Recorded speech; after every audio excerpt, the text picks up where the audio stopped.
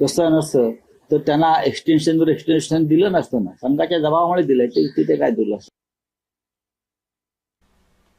बदलापूरच्या शाळेतील लैंगिक अत्याचार प्रकरणी आरोपी तुषार आपटे भाजपचा स्वीकृत नगरसेवक आहे. कुळगाव बदलापूर नगरपालिकेत भाजपनं स्वीकृत नगरसेवक केले. तुषार आपटे लैंगिक अत्याचार प्रकरणातील सह आरोपी आहे. शाळा व्यवस्थापनातील काही सदस्यांना आरोपी बनवण्यात आलं होतं. शाळेत 4 वर्षाच्या मुलीवर अत्याचार झाला होता. तर लैंगिक प्रकरणातील आरोपी स्वीकृत नगरसेवक आहे. या संदर्भातला तपशील पाहूयात.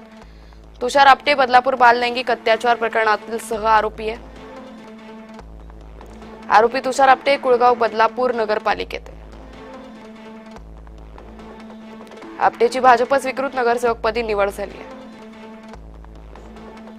नगरपालिका निवडणुकीत आपटेनं नगरसेवक निवडून आणण्यात मदत केल्याचा दावा आहे. भाजपच्या या निर्णयामुळे नव्या वादाची शक्यता आहे. अक्षय शिंदे प्रकरणात शाळा व्यवस्थापनातील काही सदस्यांवर गुन्हा दाखल झाला. कुळगाव बदलापूर नगरपालिकेत 5 स्वीकृत नगरसेवकांची निवड झाली. बदलापूर बाल लैंगिक अत्याचार प्रकरणात शाळा संस्थाचालकावर गुन्हा दाखल केला होता.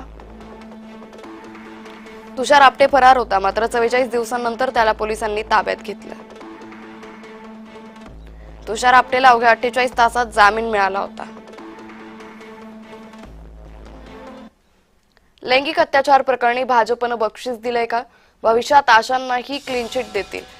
भाजप महाराष्ट्रातील संस्कृतीवर थुंकतोय. हा संपूर्ण लज्जास्पद प्रकार आहे. तुषार आपटेंवरून संजय राऊतांनी हल्लाबोल केलाय. आता आम्हाला तर असं वाटलं की ते अजून जेलमध्येच आहे. नगरपालिकेच्या सभागृहात रवींद्र चव्हाण त्यांना घोड्यावर बसून घेऊन चालले. काय चाललंय या महाराष्ट्रामध्ये?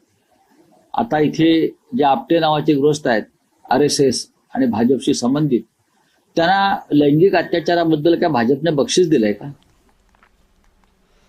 भाजपच्या जाहीरनाम्यावर काँग्रेसच्या नेत्या यशोमती ठाकूर यांनी टीका केली आहे. भाजपचा जाहीरनामा बघून